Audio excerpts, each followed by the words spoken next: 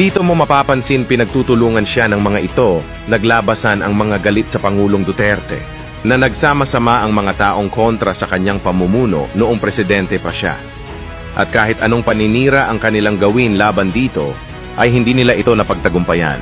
Ang mga ganitong gawaing paulit-ulit lang mangyayari sa bansa hanggat hindi nawawala sa kapangyarihan ang mga ito sa gobyerno.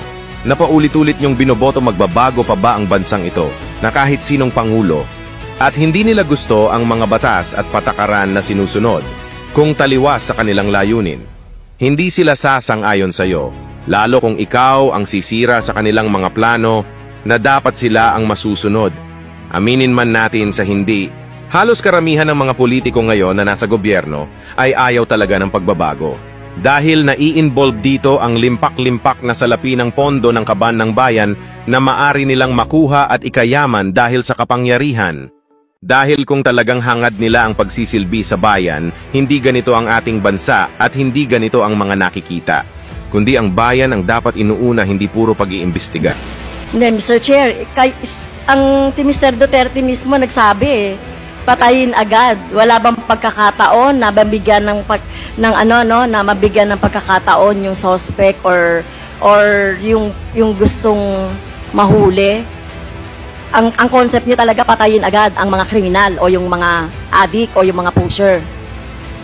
Pero ang tanong ko nga, hindi niyo ginawa yan sa mga drug lords. Okay? Hindi kayo nang huli ng mga manufacturer ng drugs.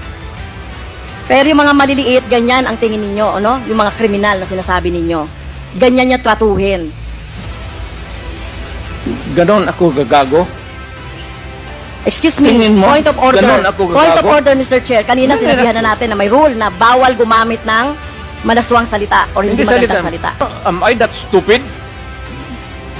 English yan. Ang Tagalog niyan is ganon ako gagago?